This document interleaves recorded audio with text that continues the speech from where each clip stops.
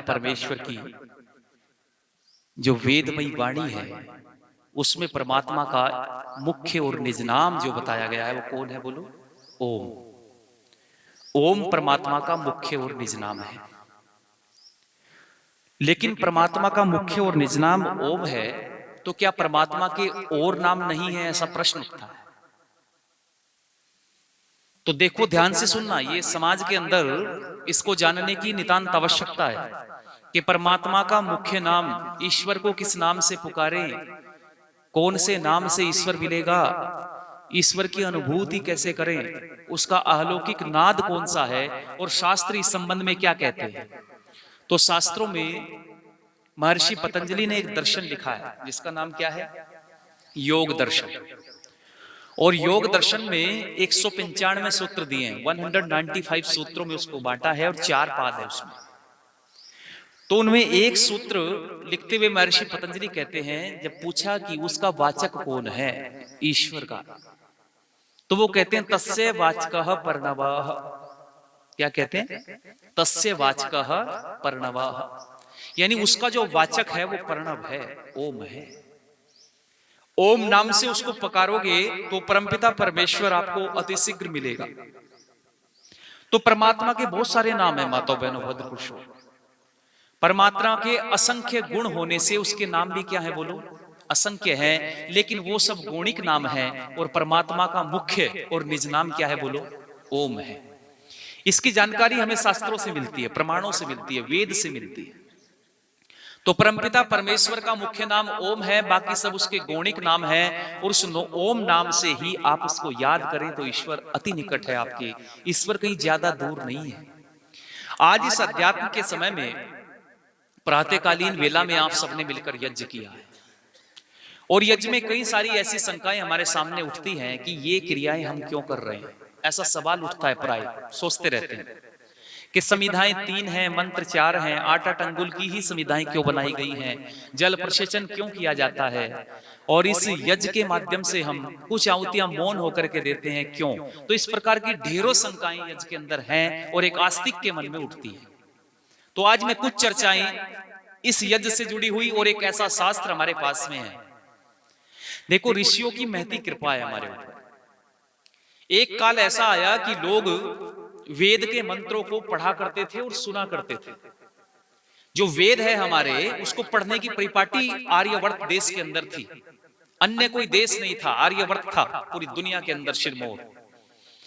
उस समय में वेद का प्रचलन था, लोग वेद पढ़ा करते थे, वेद को सुना करते थे। और फिर बाद में धीरे धीरे जब कंठस्थ लोग वेद को करने लगे तो कंठस्थ होने से यही वेद कहलाया श्रुति। क्या कहलाया? श्रुति। श्रु धातु है, श्रु का मतलब होता है सुनना, और कितिन प्रत्यय करके श्रुति शब्द बना है।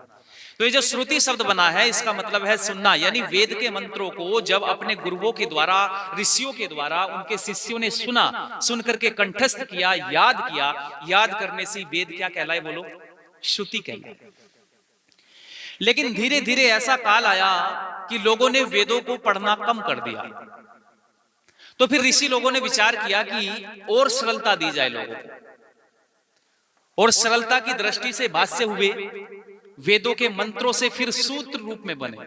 बात वेदों की है, बात शास्त्रों की है, लेकिन बहुत सारे ऐसे ऋषि आए जहां 4 ऋषियों के हृदय में वेद का ज्ञान आया था। फिर आगे दर्शन बने, और दर्शन कितने हैं हमारे? कोई बताएगा सभा में? 6 दर्शन। उन 6 दर्शनों में योग दर्शन है, सांख्य दर्शन है, वैशेषिक दर्शन है, और बोलो न्याय दर्शन है, वेदांत दर्शन है, और बोलो मीमांसा दर्शन। ये 6 के 6 दर्शन है। और 6 ऋषियों ने अलग अलग तरीके से वेदों की बातों को, ईश्वर, जीव और प्रकृति के सूक्ष्म तत्वों को, ताकि लोग जान जाए ईश्वर कैसा है, लोग जान जाए ये जीवात्मा कैसा है, इसका कर्म क्या है, इसका कर्तव्य क्या है, और ये प्रकृति क्या है। जब तीनों का रहस्य अलग अलग इस त्रैतवाद को समझ लेंगे तो समझने के बाद ठीक ठीक दिशा में चलेंगे। क्योंकि जिसकी दिशा ठीक होती है उसकी दशा बोलो ठीक हो सकती है, और जिसकी दिशा गलत हो जाती है उसकी दशा भी ठीक नहीं। आपको मंजिल पर जाना है तो रास्ता ठीक पकड़ना पड़ेगा। यदि आपको यहां से करनाल की तरफ जाना है तो करनाल वाला रास्ता पकड़ना पड़ेगा। यदि विपरीत रास्ता पकड़ लिया तो क्या करनाल पहुंच जाओगे? नहीं पहुंचेंगे। इसलिए कहते हैं दिशा को ठीक करना बहुत आवश्यक है, नितांत आवश्यक है। इसलिए ऋषियों ने वेद मंत्रों को आधार बना करके सूत्र रूप में दर्शन बनाए कि चलो लोग मंत्र नहीं पढ़ पा रहे हैं तो सूत्र रूप में पढ़ लें। कम से कम सूत्रों के माध्यम से, भाष्यों के माध्यम से लोग उच्च बात को जो वेद के माध्यम से ईश्वर ने बताई है उसको लोग जान लें। इसलिए योग दर्शन बना, सांख्य बना, न्याय बना, वेदांत बना, मीमांसा बना, वैशेषिक बना। ये सब ऋषियों ने बनाए और अलग अलग तरीके से विज्ञान के माध्यम से धर्म को समझाया। देखो हमारा जो वैदिक धर्म है, वैदिक व्यवस्था है, वेद के अंदर सारा का जितना भी कुछ है वो सब साइंटिफिक है। यहाँ कपोल कल्पनाएं नहीं है, लीला नहीं है। वेद के अंदर एक भी चीज लीला नहीं है। ऐसा नहीं है कि अचानक से हो गया, नहीं, उसके बारे में प्रमाण दिए जाते हैं, उसके बारे में पूरा साइंटिफिक रीजन दिए जाते हैं, प्रकृति की साम्यता के साथ में उसको स्थापित करने की बात की जाती है। ये वेद हमको सिखाते हैं, दर्शन सिखाते हैं। तो लोगों ने दर्शनों को भी नहीं पढ़ा।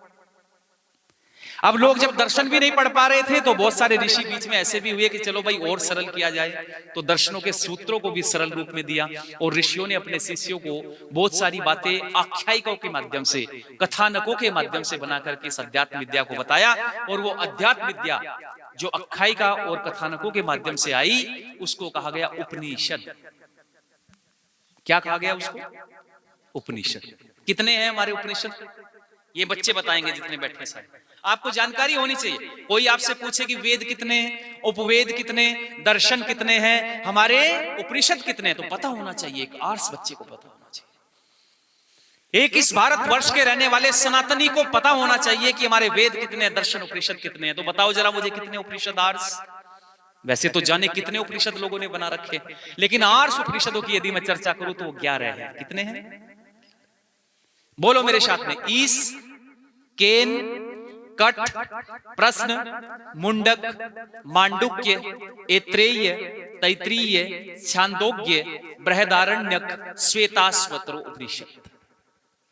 इन उपनिषदों का आप पढ़ करके देखेंगे तो हर प्रत्येक उपनिषद में कितना गहरा ज्ञान ऋषियों ने हमको छुपा करके दिया है और कितना विज्ञान हमारे बीच में छुपाया है।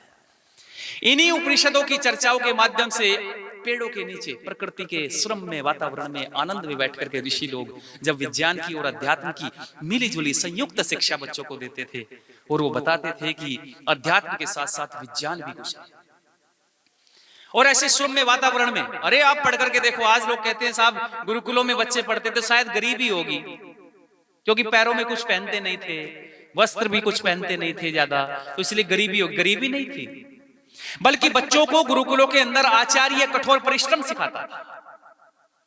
आपने श्री रामचंद्र के जीवन को देखा होगा और याद रखना, जो पहले शुरुआत में कठिनाई उठा लेता है उसको बाद में आने वाले दुख बहुत आसान लगते हैं, और जो मौज मस्ती उड़ा लेता है उसको बाद में आने वाले कष्ट बहुत भारी। इसका प्रमाण मैं आपको देना चाहता हूं, प्रमाण है मेरे पास। हमारे दो इतिहास हैं, एक रामायण कालीन इतिहास और एक महाभारत कालीन इतिहास, और दोनों इतिहासों में अलग अलग तरीके की घटना घटित हुई।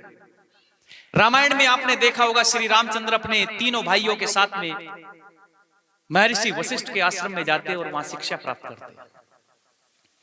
महर्षि वशिष्ठ उनको ले जाते हैं, कठोर परिश्रम उनसे करवाते हैं। कोई सामान्य जीवन नहीं होता गुरुकुल का। गुरुकुल में बच्चा स्वयं लकड़ियां चुक करके लाते थे, स्वयं बच्चे भोजन बनाने में सहयोग करते थे, साफ सफाई में सहयोग करते थे, आश्रम व्यवस्था को संभालने में सहयोग करते थे। अरे यहाँ तो गुरुकुलीय परंपरा ऐसी थी, जानते हो आज भारतवर्ष की शिक्षा व्यवस्था में एक चीज चलती है, ये बच्चे जानते होंगे, जिसको कहते हैं मॉनिटोरियल एजुकेशन सिस्टम। कक्षाओं में क्या बनाए जाते हैं? मॉनिटर। तो जानते हो अंग्रेजों ने ये मॉनिटोरियल एजुकेशन सिस्टम कहां से लिया है? ये गुरुकुलों से लिया, क्योंकि हमारे यहाँ गुरुकुल में एक आचार्य होता है और अकेला आचार्य हजारों हजारों बच्चों को कैसे पढ़ा लेता है? कभी विचार करके देखा? एक अकेला आचार्य हजारों हजारों बच्चों को संभालने की क्षमता रखता है। क्यों? क्योंकि वो आचार्य ऐसे बालक पहले तैयार कर देता है जो बालक पढ़ लिख करके बहुत सुंदर तरीके से सक्षम बन जाए, बहुत विद्वान और बुद्धिमान बन जाए, और वही बच्चे अपनी पिछली वाली कक्षाओं के बच्चों को पढ़ाते हैं। माने 7th क्लास में या 6th क्लास में या 5th क्लास में कोई बच्चा पढ़ रहा है, वो 6th क्लास पास करके 7th में यदि जाता है तो वो 7th में जाने वाला बच्चा 6 वाले बच्चों को पढ़ाता है। इससे डबल फायदा होता है। डबल फायदा क्या है? एक तो बहुत ज्यादा इंफ्रास्ट्रक्चर खड़ा नहीं करना पड़ता, और दूसरी सबसे बड़ी चीज, जो बच्चा पढ़ा रहा है उसकी पुनरावृत्ति बोलो हो जाती है। जो चीज उसने पढ़ी है वो दोबारा फिर पढ़ाता है तो कई सारे कॉन्सेप्ट क्लियर होते हैं। तो गुरुकुलों के अंदर ऐसी व्यवस्था थी कि एक दूसरे की सहायता करने की बात की जाती थी। एक दूसरे को गुरुकुलों के माध्यम से इस प्रकार की विद्या दी जाती थी कि हम एक दूसरे भाई का अपना सहयोग करें, और उसको भी जो विद्या हमारे पास में है उसको छुपाए नहीं, उसको बताएं। तो ये आचार्यों के द्वारा हमको ये चीजें बताई जाती थी, और उपनिषद काल में ऐसा हुआ। उपनिषद काल में हमारी उन्नति हुई, उपनिषद काल में हमारी तरक्की हुई, अध्यात्म के साथ साथ विज्ञान भी पढ़ाया गया। तो 11 उपनिषद है, इतना समय मेरे पास में नहीं है, लेकिन एक उपनिषद की छोटी सी बात बताता हूं आप लोगों को, देखो आनंद आएगा, और जरूर पढ़िएगा। आप उपनिषद कहीं से मिले तो जरूर पढ़ो। एक उपनिषद का नाम है छांदोग्य उपनिषद, और उस छांदोग्य उपनिषद में एक कहानी आती है, छोटी सी कहानी।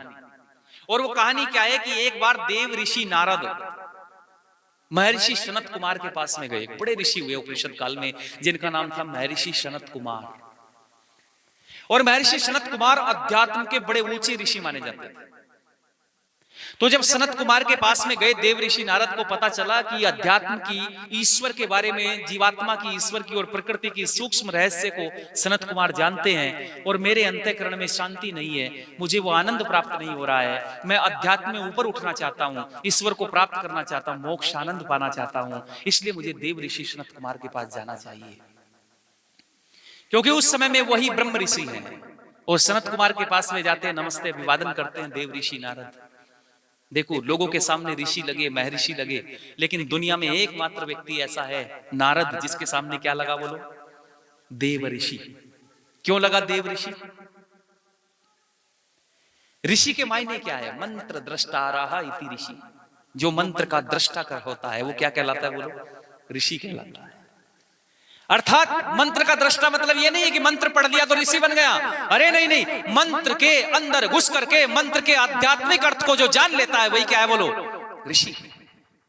यानी जो मंत्र परमपिता परमेश्वर ने दिए हैं, उस मंत्र का देवता क्या है, छंद क्या है, उस मंत्र का स्वर क्या है, उस मंत्र का विषय क्या है, उस विषय पर जो सर्च करता है, जो खोज करता है, जो उस मंत्र को जी लेता है, वही क्या कहलाता है बोलो?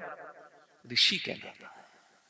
और इन सारे के सारे जितने भी वेद के अंदर मंत्र हैं, उन मंत्रों पर गहन मंथन करने वाला, उन पर रिसर्च करने वाला, उन पर खोज करने वाला एक बहुत बड़ा पत्रकार, एक बहुत बड़ा वैज्ञानिक, जिसको कहा गया देव ऋषि। देवताओं पर रिसर्च करने वाला। देवता माने जल देवता, वायु देवता, अग्नि देवता, पृथ्वी देवता, ये आकाश देवता, ये जितने भी देवता हैं, चाहे जड़ हो चाहे चेतन हो, सब देवताओं के बारे में रिसर्च करने वाला व्यक्ति, सबको जानने और समझने वाला पुरुष, वो है देव ऋषि।